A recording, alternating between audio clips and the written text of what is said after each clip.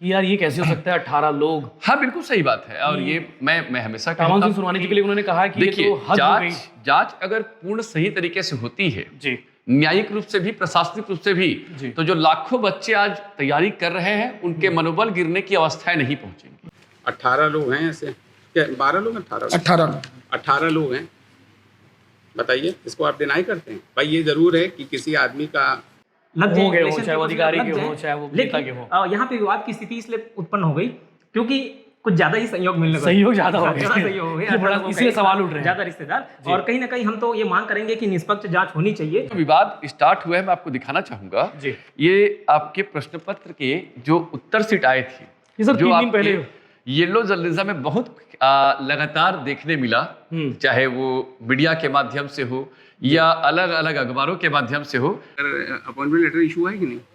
I'll just inquire. मेरे जानकारी के अनुसार नहीं हुआ है। मेरे जानकारी के अनुसार पता करके बताइए। I'll just inquire. जब पता करके बताओ, अगर नहीं हुआ देन वी कैन। कि बिना तर्क के, बिना चीजों के, सबूत के, बिना आधार कंटेंट के बच्चों के मनोबल को गिराने के लिए, ठीक है, जो ये सोशल मीडिया के अलग अलग प्लेटफॉर्म में जो हम सब हैं, क्योंकि हमारे जीवन का अभिन्न अंग है, तो उसमें प्रचारित करना ये कहीं ना कहीं तर्कहीन मुझे लगता है। अब देखिए, विवाद का बड़ा जो कारण हुआ है वो अभी के हलफनामे के अनुसार से 18 नामों को लेकर है। 18 नाम जो रसूखदारों के बच्चे हैं और उनके परिवार के लोग। अब मैं इस पर यही कहूंगा कि पहले सर वो 18 नाम हम एक बार बता दें। मैं जरूर उस 18 नाम पर एक बार चर्चा करूंगा। हालांकि सबको पता ही होगा, लेकिन फिर भी हम चाहेंगे उसको रिकॉल करना चाहिए। 6 तारीख के बाद आगे क्या हो सकता है सर? 6 तारीख के क्या बाद हो सकता है? 6 तारीख अगर बात करूं 6 तारीख के बाद, तो मुझे लगता है कि 6 तारीख को इस हलफनामा के अंतर्गत में सरकार शायद इन सभी बच्चों के प्रश्न पत्र को, तो मुझे लगता है कि ये सारी चीजों पे बातें होगी सर। और कोई विषय जो छूट रहा हो इसमें विशेष की अगर बात करें तो मैं हाईकोर्ट के दूसरे पहलू पर भी आपको बता दूं। हाईकोर्ट ने एक और चीज कहा है इस पर कि अगर ये मामले गलत निकले। नमस्कार, जय जोहार, मैं यशवंत सौर, आप देखना शुरू कर चुके हैं भिलाई टाइम। जैसा कि आपको पता है कि छत्तीसगढ़ में इन दिनों सबसे ज्यादा ट्रेंडिंग टॉपिक है वो है सीजीपीएससी। आज से कुछ महीने पहले सीजीपीएससी पर एक बार फिर से हमने बात की थी, बहुत सारे इस पर चर्चा हुई थी और काफी विवादित टॉपिक है। विवादित टॉपिक इसलिए क्योंकि सीजीपीएससी 2021 के जो परिणाम आए थे, परिणाम में जो डिप्टी कलेक्टर डीएसपी बने थे और भी अधिकारी बने थे, उनमें 18 ऐसे कैंडिडेट थे जो किसी अधिकारी के बच्चे थे, जो किसी राजनेता के बच्चे थे या फिर और भी रसूखदारों के बच्चे थे। उस समय से विवाद चल रहा था कि इनकी ज्वाइनिंग होगी कि नहीं होगी।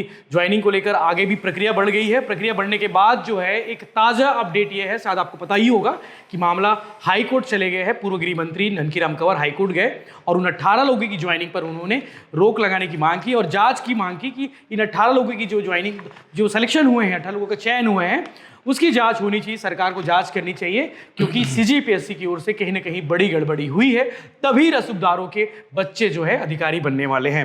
मेरे साथ है मुरली मनोहर सर हैं, थिंक आईएएस के डायरेक्टर हैं और जो लगातार आप इनको देखते होंगे, सुनते होंगे, काफ़ी एक्सपीरियंस आदमी है। तो मुझे लगा कि क्यों ना सर को बुलाया जाए इस विषय पर बात करने के लिए, ताकि आपको गहराई से एक एक बात हम बता सके कि सीजीपीएससी का आज का विवाद क्या है, इसका इम्पैक्ट कितना पड़ सकता है और जो बच्चे जो एस्पिरेंट हैं उनको क्या कुछ करना चाहिए। क्योंकि बहुत सारे इस पे सवाल जवाब हो रहे हैं, बहुत सारे चीज़ें वायरल हो रही है, कई चीज़ें फर्जी भी है, कई चीज़ें सही चीज़ें हैं।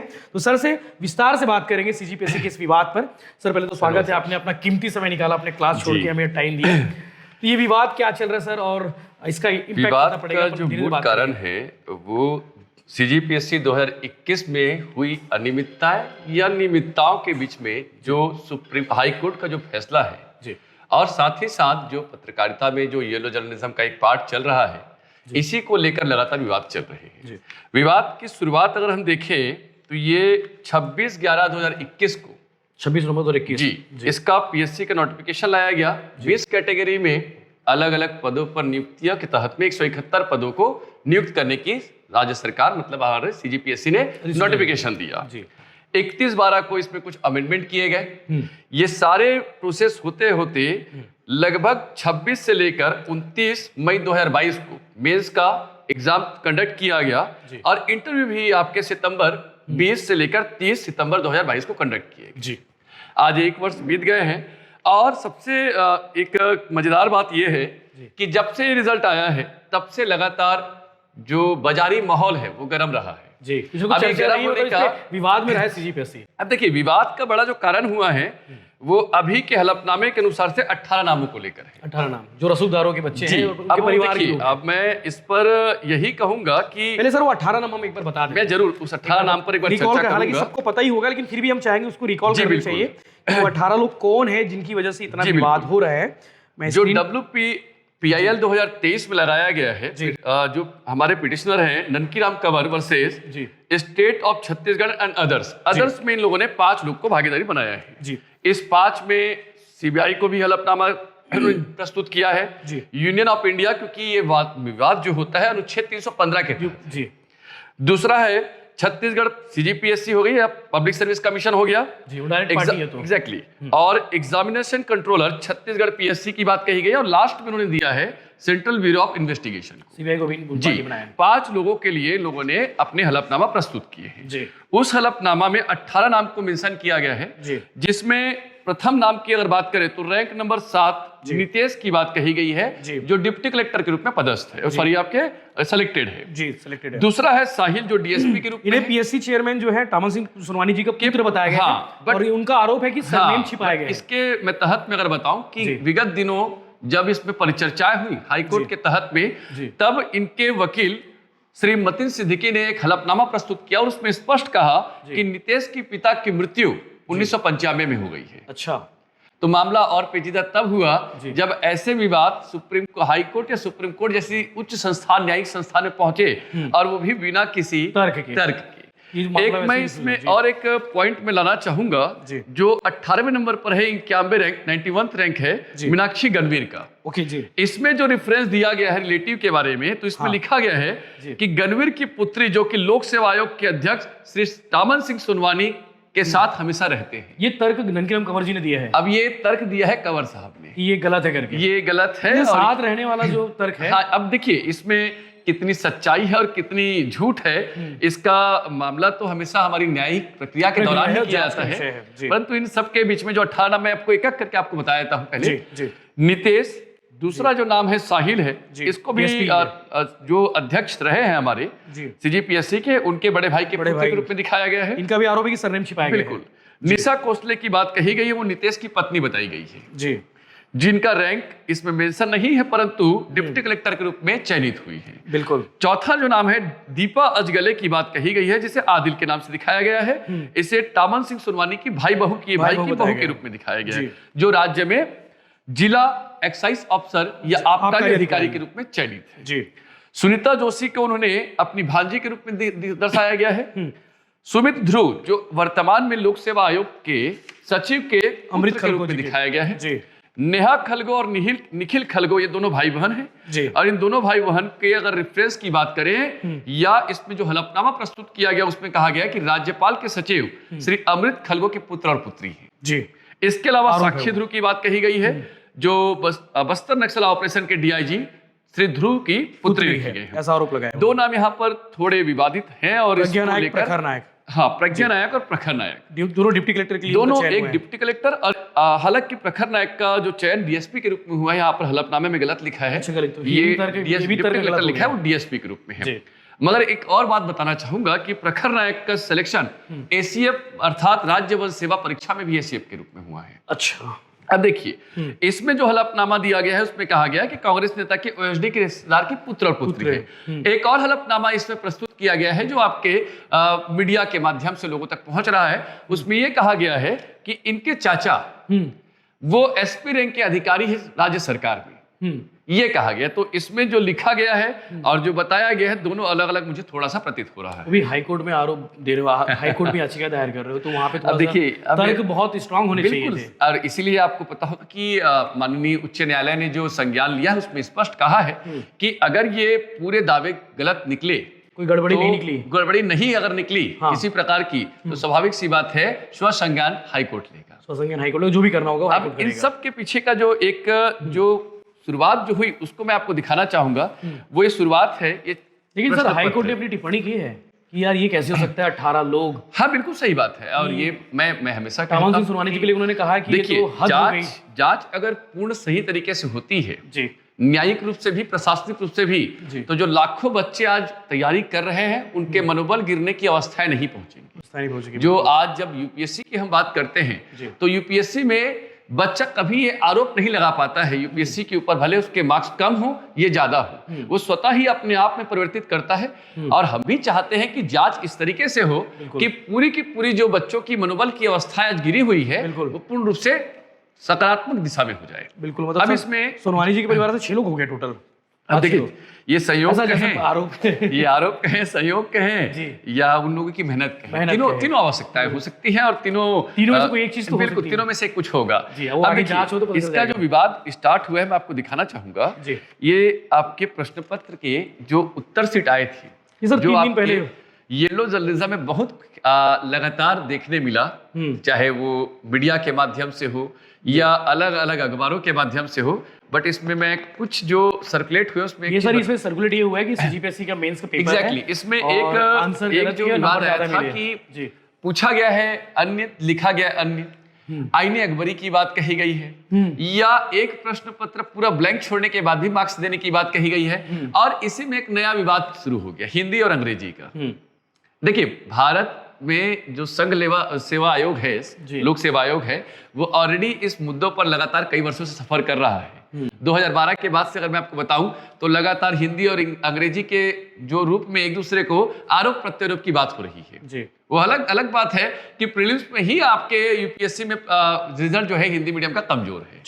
ठीक, अब ये नया विवाद छत्तीसगढ़ में जन्म ले चुका है कि इंग्लिश में लिखेंगे तो नंबर अच्छे मिलेंगे और हिंदी में नहीं मिल रहे। ये इसी के आधार पर अब इसमें इसकी सत्यता मैं आपको बताऊं, सीजीपीएससी का है, ये सीजीपीएससी का है, ये नहीं अभी प्रमाणित नहीं है। अच्छा, लेकिन वायरल तो यही हो रहा है। ये वायरल जरूर हुआ है। सीजीपीएससी का पेपर और जो है वो आगे है, और इसमें जो है नंबर कम वालों को भी ज्यादा नंबर दे दिए कह रहे हैं आप, परंतु ये चाहे वो बारकोड हो या इस बच्चों के नाम हो या इस प्रश्न पत्र की उत्तर पुस्तिका की पूरी पुष्टि ना तो सीजीपीएससी ने की है और ना ही किसी जो ऑथराइज्ड पर्सन है उन्होंने इस पर किया है। लेकिन आरोप लगा रहे ये मैं दलगत की बात तो नहीं करूंगा, व्यक्तिगत स्तर पर अलग अलग लेवल पर सभी लोग कर रहे हैं इस बात को लेकर बिना किसी सत्यता को प्रमाणित किए। क्या सवाल था कि फॉर्मेट ही होता है सर सीजीपीएससी में? जो बिल्कुल, ये फॉर्मेट तो सही है, बिल्कुल सही है। हाँ, कुछ ऐसे प्रश्न पत्र हमारे छात्रों के माध्यम से हमें आए जिसमें मार्क्स उनको मिलने थे अधिक, मिले कम है।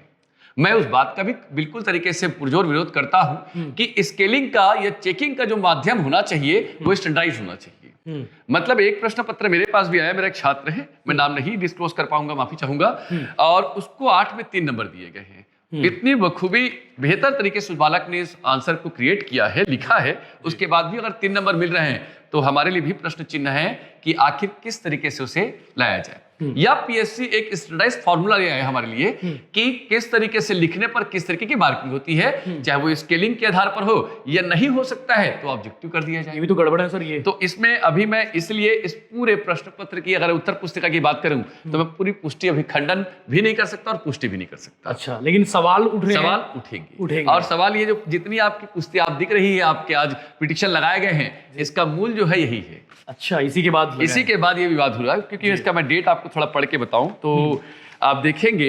सर रणकिरम कंवर जी के उसमें आरोप में और क्या क्या चीजें लिखी हुई है, मतलब जो आरोप है उसमें? आरोप के अंतर्गत में हम देखें तो 18 नाम के अलावा और कोई बात? हाँ, इसमें और कुछ आरोप जो लगाए गए हैं, इसमें मैं एक एक करके क्रमबद्ध रूप से आपको बताऊं तो डेट वाइज अगर हम देखें तो इसकी शुरुआत हुई है आपके 1 जुलाई 2023 से। 1 जुलाई 2023 को जो पिटिशनर है उन्होंने ऑनरेबल हमारे चीफ मिनिस्टर है, माननीय मुख्यमंत्री जी है, उनको एक खत लिखा और उसमें खत में कहा गया कि 2021 के सीजीपीएससी की जांच सीबीआई से की जाए। सीबीआई से मांग कर ली। ये मैं अभी की बात नहीं कर रहा हूं, 2 महीने पहले की बात कर रहा हूं। जुलाई में उन्होंने कर दी, जुलाई 2023 की बात कर रहा हूं, 1 जुलाई 2023। 5 तारीख को फिर आया हाईकोर्ट का थोड़ा जजमेंट आया और इस जजमेंट में याद रखेंगे पिटिशनर्स ने हाईकोर्ट में अपनी याचिका दायर की। हाईकोर्ट चले गए, अब ये कुछ नहीं कर रही तो हाईकोर्ट चले हाँ, ये सरकार ने अभी तक इस प्रकार का कोई संज्ञान नहीं दिया है।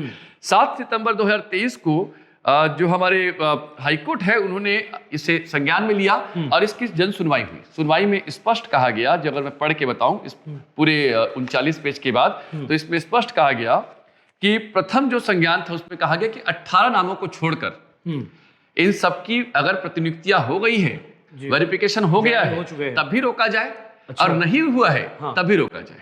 अच्छा, अब इसमें एक और पॉइंट रखा गया कि इन 18 नाम के तहत हम अन्य सभी बच्चों के जीवन के साथ नहीं खेल सकते। तो बाकी सबको प्रतिनियुक्तियां, उनके जो भी आपके डॉक्यूमेंट वेरिफिकेशन है, मेडिकल है, उन सबको पूर्ण किया जाए। बट एक और इसमें याचिका, ज्वाइनिंग ना दी जाए। जी बिल्कुल, ज्वाइनिंग दे दी जाए, दे दी जाए बोले बिल्कुल, बाकी लोगों को दे दी जाए। इसके पीछे का कारण मैं और बता दूं आपको कि संभवतः अक्टूबर के प्रथम या द्वितीय सप्ताह में कोड ऑफ कंडक्ट या आचार संहिता लग जाएगा। जी, अगर 2021 की पूरी तरीके से अगर मांग नहीं हुई, अब नियुक्तियां नहीं हुई, तो इन बच्चों की नियुक्तियों पर प्रश्न चिन्ह अटक जाएगा और लंबे समय के, है ना। और इस पर मैं आग्रह भी करना चाहूंगा आप लोग के माध्यम से, सभी चाहे पीएससी हो, चाहे डिपार्टमेंट हो या सरकार हो, कि कई बच्चे अपनी जॉब छोड़कर 4 साल 5 साल इस जगह पर दिए हैं जी, और उन बच्चों को फिर से 6 महीने आपके पोस्टिंग होने के बाद या चयन होने के बाद पोस्टिंग के लिए 6 महीने फिर इंतजार कराना शायद उनके जीवन के लिए सबसे कठिन समय होगा। बिल्कुल।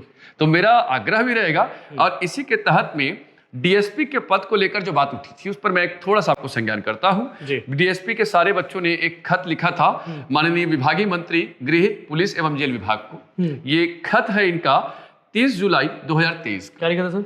और इसमें स्पष्ट कहा गया है कि सर, हमारी शारीरिक एवं चिकित्सीय परीक्षण का प्रावधान है, दस्तावेज सत्यापन है जो पूरी तरीके से रुका हुआ है। इस प्रक्रिया को आगे बढ़ाया जाए, क्योंकि इनका तो प्रोसेस रहता है ना, ये प्रोसेस होता है, और ट्रेनिंग बहुत रहेगा। अवर सचिव को ये प्रेषित भी किया गया है। अच्छा, अब ये मामला जो है और कब बढ़ा, इसको समझने की कोशिश करते हैं हम लोग। ये जब मामला आया और अभी वर्तमान में एक जो बालक है उसका डीएसपी पे चयन हुआ है, जो विवादित श्रेणी में लाया गया है माननीय उच्च न्यायालय के द्वारा, जिसका नाम अगर मैं मेंशन करूं तो साहिल के नाम से शायद मेंशन है। ठीक, अब एक छात्र की वजह से इन बाकी छात्रों को जीवन के साथ या नियुक्ति नहीं देना या उनके सत्यापन नहीं करना, ये अन्याय है। और हम तो हमेशा कहते हैं कि सीजीपीएससी हो, यूपीएससी हो, भारत के एक स्वतंत्र निकाय के रूप में हमने 312, 315 में पढ़ाया है और बच्चों को बताया है। तो उसका मुझे लगता है एक एक बच्चों को ध्यान में रखते हुए ये नियुक्तियां जल्द से जल्द कीजिए। अब इसमें जो मामला उठता है कुछ चीजों पर और जो आरोप जो लगाए हैं, जी, जो इसमें पूरे लिखे गए हैं उसमें ये कहा गया है शॉर्ट में, जी बिल्कुल, इसमें अगर देखें तो इसमें कहा गया है कि ऐसे कैसे संभव है कि सारे के सारे रिश्तेदार, भाई बहन, पति पत्नी सिलेक्शन हो गया, ये सिलेक्शन हुआ है। अब ये भी नहीं कह सकते आप कि नहीं हो सकता, क्योंकि आप पढ़ के तो एक वर्ष में टीना डाबी ने टॉप किया और उसके कुछ वर्ष बाद उसकी बहन भी आईएएस के रूप में सिलेक्ट हुई। बिल्कुल। तो ये ऐसा अभी जब तक आपके पास सबूत नहीं है तब तक ऐसे संज्ञान को बच्चों के मनोबल गिराने के लिए प्रेषित करना और प्रचारित करना, मुझे लगता है दुष्प्रचार का ही एक भाग होगा। जी। अब इसके अंतर्गत में हम देखें तो अगली सुनवाई जो है वो 6 तारीख की है, 6 अक्टूबर को। और 6 अक्टूबर में तारीख काफी महत्वपूर्ण होने वाली है। हाँ बिल्कुल, ये भी समझ आया कि सरकार क्या कहती है, सीजीपीएससी क्या कहता है। और हालांकि सरकार ने सर अभी क्या कहा है, सरकार के द्वारा अभी तक कोई हस्तक्षेप या किसी प्रकार के वाद विवाद नहीं आए। स्वयं से जांच को लेकर कुछ, हाँ, अब जांच को लेकर जो आदेश दिया गया है माननीय उच्च न्यायालय के द्वारा, उसमें कहा गया है कि छत्तीसगढ़ के चीफ सेक्रेटरी अर्थात मुख्य सचिव की अध्यक्षता या उनकी देखरेख में एक प्रशासनिक जांच की मांग की गई है। और वो प्रशासनिक जांच होने के बाद ये 6 तारीख को जो सरकारी वकील हैं हमारे, सॉलिसिटर जनरल या एडवोकेट जनरल जो हैं हमारे, उनके माध्यम से इसे प्रेषित किया जाएगा। ठीक है। अब ये देखने में बड़ा पेचीदा होगा कि आखिर सरकार के द्वारा प्रशासनिक जांच में ऐसी क्या बातें लाई जाएंगी कि ये बच्चे या तो सफल कहलाएंगे या विवादित कहलाएंगे। ये बड़ा विषय है। अब इसी के क्रम में अगर हम देखें तो मेरा सभी से रिक्वेस्ट है कि बिना तर्क के, बिना चीजों के, सबूत के, बिना कंटेंट के बच्चों के मनोबल को गिराने के लिए, ठीक है, जो ये सोशल मीडिया के अलग अलग प्लेटफॉर्म में जो हम सब हैं, क्योंकि हमारे जीवन का भिन्न अंग है, तो उसमें प्रचारित करना ये कहीं ना कहीं तर्कहीन मुझे लगता है। बिल्कुल, जांच होने देना चाहिए, जांच का इंतजार करना चाहिए रिपोर्ट आने तक का कि तब तक क्या है। लेकिन आरोप लगे हैं, उस आरोप पे जांच सरकार को स्वतः बिल्कुल जांच की मांग को छात्रों का भी हक है, वो न्यायिक जांच की मांग कर सकते हैं, प्रशासनिक, और मुझे लगता है शासन बिल्कुल इस पर साथ देगी। बिल्कुल। और क्यों ना दे, क्योंकि ये सिर्फ ये 18 बच्चों या 170 बच्चों की बात नहीं है, ये उन 1,00,000 2 लाख बच्चों की बात है जो प्रतिवर्ष सब कुछ छोड़कर ये सीजीपीएससी, व्यापम जैसे जो समझिएगा एक एग्जाम है, जो एग्जाम को हम हमेशा मानते हैं कि प्रशासनिक पदों की जो महत्ता होती है वो देश में सर्वोच्च रही है, उसकी तैयारी कर रहे हैं, तो उनके मनोबल को ना गिराया जाए। 6 तारीख के बाद आगे क्या हो सकता है सर? 6 तारीख के बाद हो सकता है, अगर बात करूं 6 तारीख के बाद, तो मुझे लगता है कि 6 तारीख को इस हलफनामा के अंतर्गत में सरकार शायद इन सभी बच्चों के प्रश्न पत्र को ऑनरेबल हाईकोर्ट में प्रस्तुत करेगी। प्रश्न पत्र ऐसा मुझे इनके अनुमान पास है। ये प्रश्न पत्र आया था। बिल्कुल रख सकती है और मुझे लगता है रखना भी चाहिए। मैं इसका वाकया आपको समझाता हूँ। एसीएफ के एग्जाम को लेकर जब बात कही गई तो रैंक 1 को लेकर ऐसे ही सोशल मीडिया में कुछ बातें विवाद के कुछ दुष्प्रचार के रूप में प्रेषित किया गया। तब उस बालक ने समक्ष होकर सबके सामने अपनी पूरी बातें रखी। अच्छा।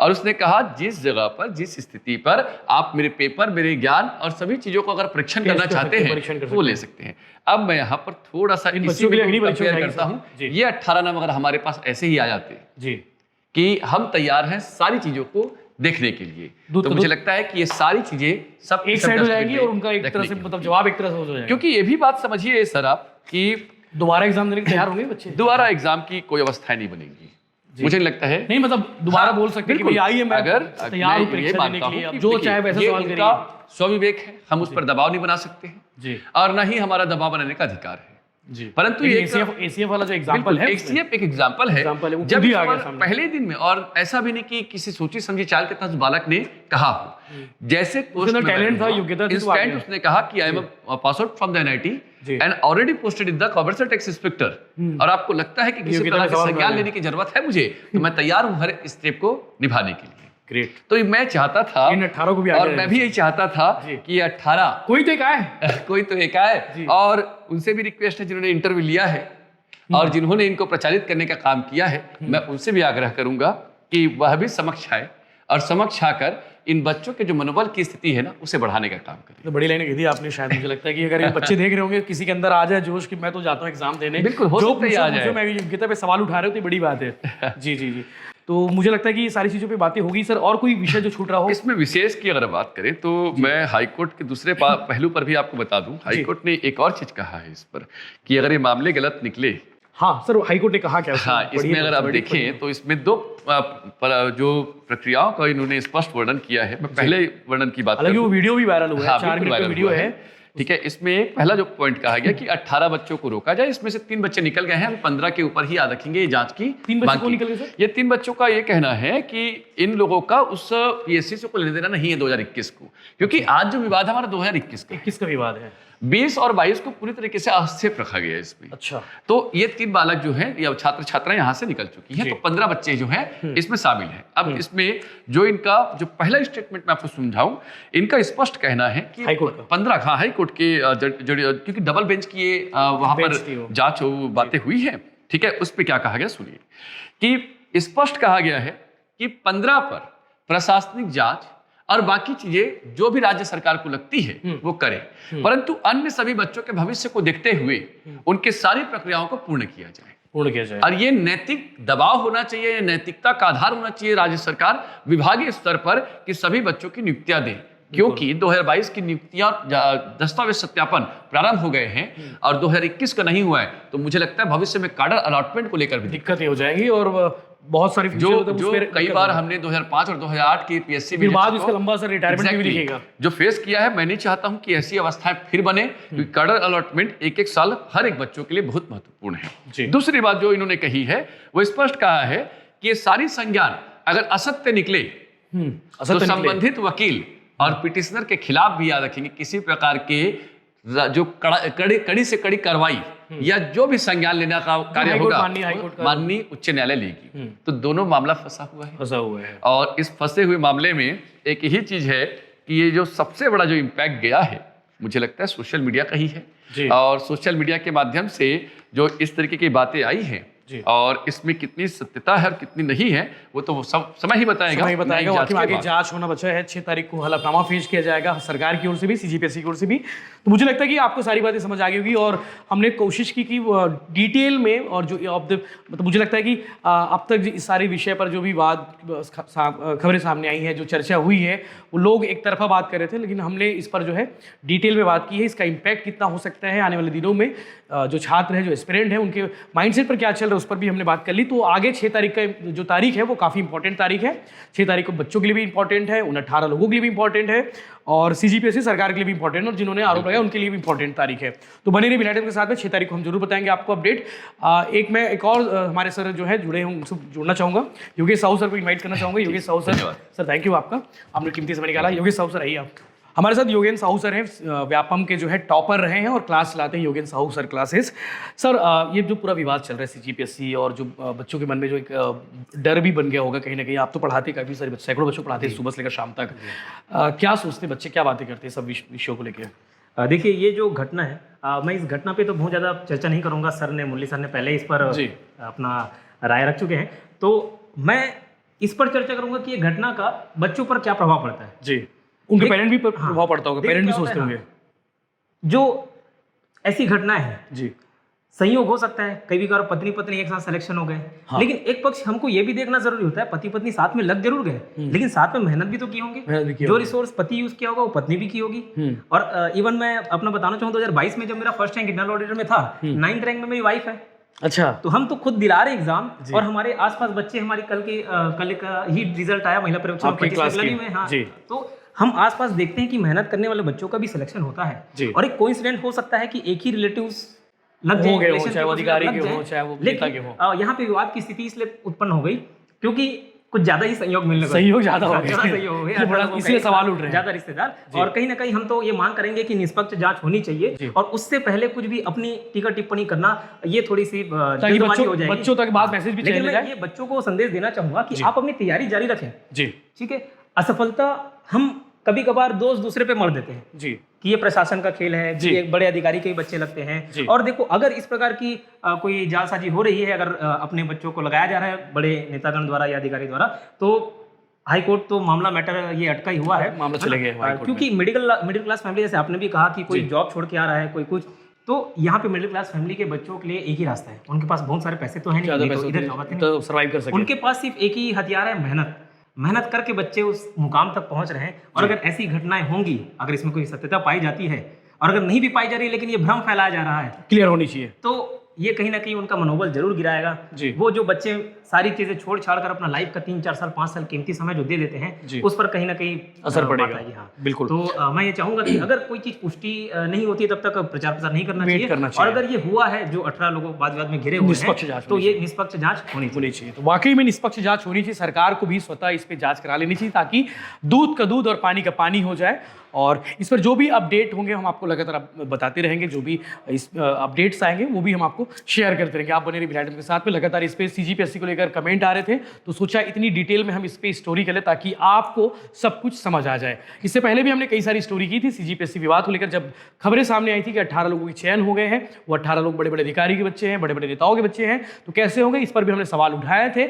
अब जो है अपडेट ये आया कि हाईकोर्ट मामला चले गए हैं और 6 अक्टूबर को इसकी दूसरी सुनवाई होनी है, जिसमें सरकार की ओर से, सीजीपीएससी की ओर से और तमाम जो पार्टीज जिनको बनाया गया है, वो सब अपना जवाब प्रस्तुत करके, जवाब क्या प्रस्तुत करते हैं वो भी हम आपको बताएंगे। धन्यवाद। वो हैं अध्यक्ष जी, देखिए इन्होंने तो बाकायदे दिया है चार्ट, पेज नंबर 9 पे 18 लोग हैं ऐसे, क्या 12 लोग, 18 लोग हैं। बताइए, इसको आप डिनाई करते हैं? भाई ये ज़रूर है कि किसी आदमी का अगर गार्जियन या कोई जो है ऐसी जगह है, तो उसके बच्चा ज़रूर कर सकता है, लेकिन ऐसा क्या संजोग कि डॉटर्स, मतलब near relatives of the chairman of the PSC, ये तो बहुत गलत बात है। देखो, बताइए, इसमें उसने स्पेसिफिक लिख रखा है, और आपने बाय नेम पार्टी क्यों नहीं बनाया इनको? नेम पार्टी बनाना चाहिए। एक्चुअली जो है चेयरमैन के लिए आर्टिकल 315, अच्छा वो दिक्कत अट्रैक्ट हो रहा है, इसलिए मैं ओके बताइए, ये बता दीजिए, रोक देंगे इसको, ये रोक देंगे, इनका तो रोक देंगे, इनका अपॉइंटमेंट रोक दीजिए, नहीं होगा इनका अपॉइंटमेंट, स्पेसिफिक लिखा देना, स्पेसिफिक इट हैज़ बीन मतलब लिमिट, हद हो गई, ये पूरी चार्ट कोट कर दीजिएगा। And the counsel for the petitioner states that the appointment of the near relatives, मतलब near close relative of the PSC chairman as well as of the secretary and other relatives of the ruling party in the exam shows that the exam that the appointment of the 18 candidates mentioned in the said list appears to be biased and because of some other extraneous considerations. है ना, extraneous consideration. We have called upon the state as well as the respondent for PSC है ना इसमें? Yes, my lord. They could not give a satisfactory reply, nor they could dispute the same, that the candidates who have been selected, as has been mentioned by are not the relatives of the PSC secretary. Present है ना? Yes, my lord. Chairman, secretary and relatives of the ruling party.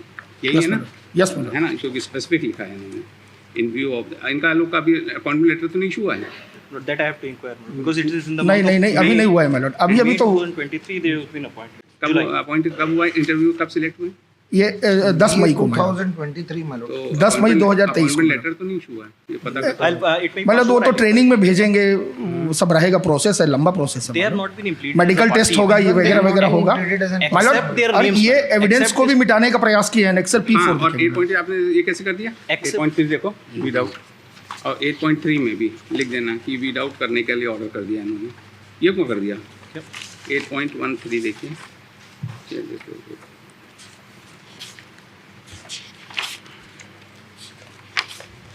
8.14 में देखिए destruction, ये भी लिख देना। बताइए जरा सा, हाँ, QMR respondent by the respondent PSC।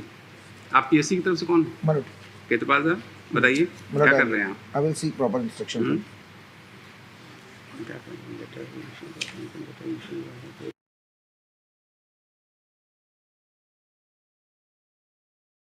क्या कर रहे हैं? अपॉइंटमेंट लेटर इशू है कि नहीं? I'll just inquire. मेरे जानकारी के अनुसार नहीं हुआ है हैं? मेरे जानकारी के इनको अनुसार पता करके बताइए। I'll just inquire. जब पता करके बताओ, अगर नहीं हुआ है देन वी कैन, अगर Obvious. इशू हुआ है तो फिर स्टेटस को कर देंगे और क्या, Mal- जहाँ हैं वहीं रहेंगे। या स्टेटस को कर देंगे तो भी चलेगा मतलब। नहीं नहीं, अगर स्टेटमेंट तो आने दीजिए। Statement it is serious thing, it is a serious thing and आप बताइए, और the rest of the appointments shall go on as per इन्हीं के पे तो अग्रीव्ड हैं, आपसे भी नहीं Yes, पे तो अग्रीव्ड हैं, बाकी क्यों लोगों की ज़िंदगी से खेलें। चलिए अब देख के बताइएगा 2 मिनट जल्दी My से। lord, just. They will also have to be treated as a हाँ party. मिस्टर संजय, उनको At भी least- इम्प्लीट कर लीजिएगा, कैंडिडेट्स को भी इम्प्लीट कर लीजिएगा है ना, और they will be impleaded during the course of the day, है ना, as the respondent and notice भी also issue to them. Obvious मैं हाँ ये पता कर लिया, कल तक कर लूँ मालूम चलेगा। वो अभी कर लेते हैं, Yes, जब आ जाए तो आप कर दीजिएगा during the Yes. Course of the, कर देंगे, कल तक कर देंगे। बड़ा सीरियस चीज़ है, बहुत सीरियस चीज़ है, स्पेसिफिक है यार।